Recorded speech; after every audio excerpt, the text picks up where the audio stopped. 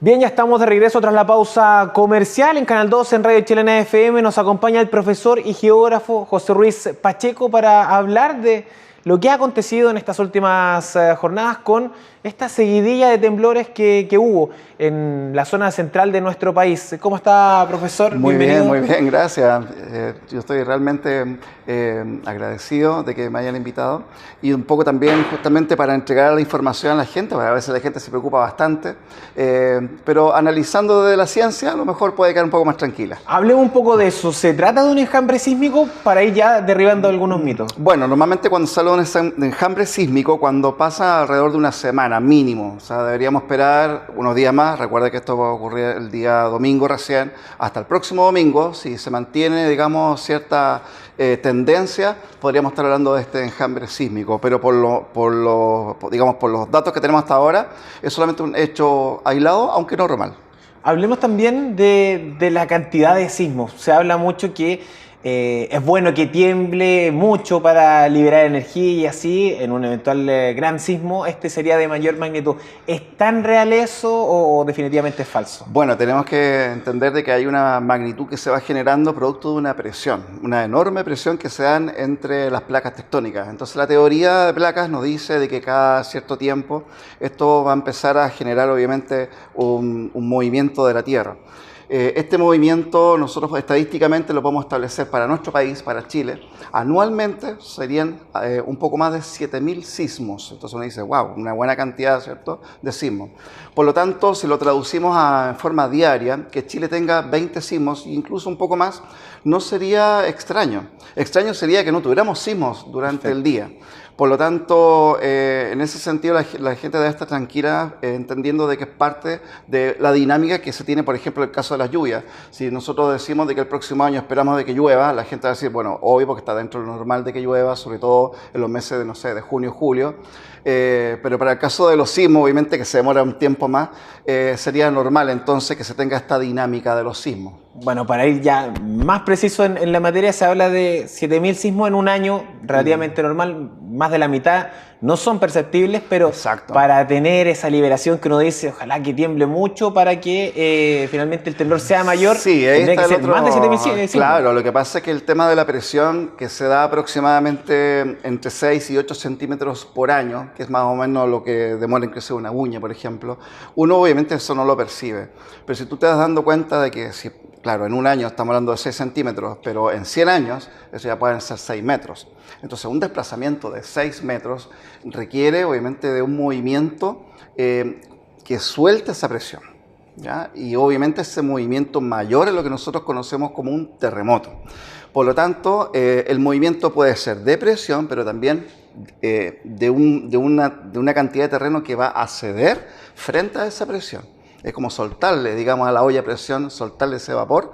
El terremoto vendría a ser ese movimiento brusco que se genera por años y años, como el que obviamente ha ocurrido hace 14 años en el Maule y hace prácticamente 300 años en la zona central, el último terremoto importante en Chile. Me refiero a importante sobre 9 de magnitud, en el año 1730, que asoló las costas de Valparaíso. Y respecto a las estadísticas que también son exactas, hay márgenes de años donde se pueden generar grandes sismos. Se habla de 600 años con un margen... Claro, para un sismo importante como el que tuvimos en el Maule hace 14 años, ¿cierto? El 27F, o como el que tuvimos hace casi 300 años.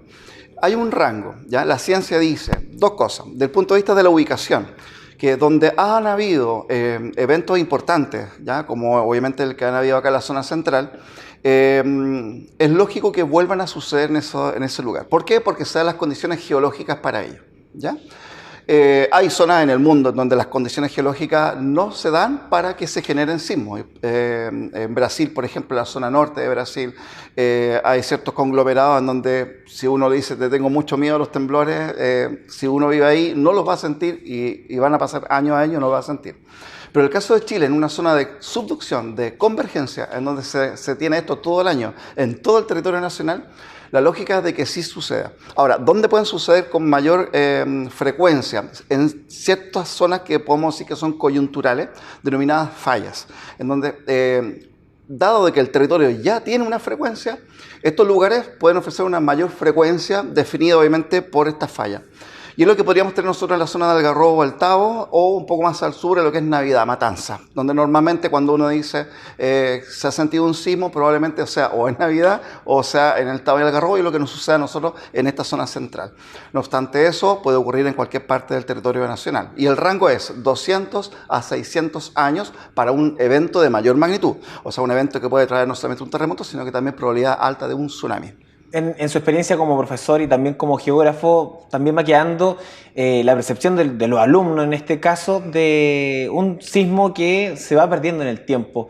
¿Cómo se va generando esa cultura sísmica en las generaciones que principalmente van olvidando lamentablemente estos episodios? Sí, eso, qué increíble. Bueno, yo como profesor me voy dando cuenta de que desde la cultura sísmica, que a lo mejor nosotros los mayores podemos tener, ¿por qué? Porque tenemos la experiencia de importantes sismos anteriores. En el caso de la juventud ya lo tiene prácticamente desde la teoría, porque estudiantes que están saliendo ahora desde cuarto medio, hace 14 años para ellos un terremoto era algo vago que no tenía, digamos, un recuerdo mayor.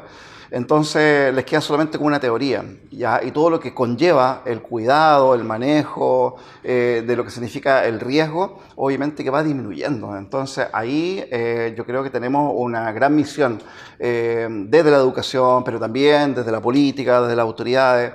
Por ejemplo, hasta el día de hoy ya no se habla solamente de un desastre natural, ya no se puede decir desastre natural porque la naturaleza no es la que genera el desastre.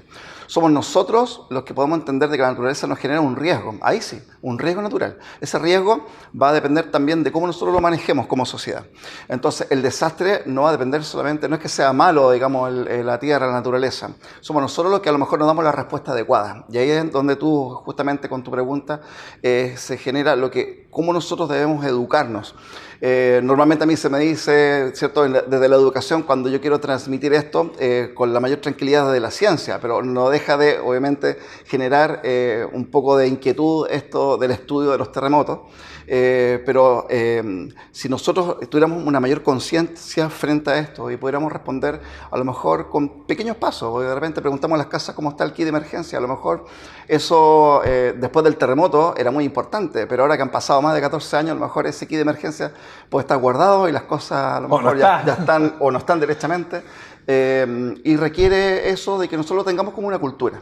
Así como más o menos en analogía como en la lluvia, cuando nos preparamos para la lluvia, también preparémonos para este tipo de eventos, que si lo pensamos desde ese punto de vista, si ya estamos en un rango, porque yo les dije entre 200 y 600 años, ya estamos en el año 300 del último evento importante de la zona central.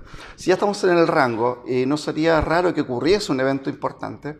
De la misma manera, nosotros tenemos que entender de cómo nosotros generamos una respuesta para eso. ¿Y qué cosas podemos hacer de la casa? Partiendo básicamente de la comunicación. Las familias deberían estar comunicadas. Entonces un adolescente ya no debería enojarse con los papás porque le están preguntando ¿para dónde vas? ¿Cierto? ¿Hacia dónde vas? ¿A qué horas vuelves? Porque eso debe ser parte de la planificación familiar desde la emergencia. Generar los puntos de encuentro, porque a veces nos encontramos todos en la casa. Considerar que también los lugares de los colegios, obviamente hay algunos que requieren zonas de evacuación y otros no, que son zonas de seguridad.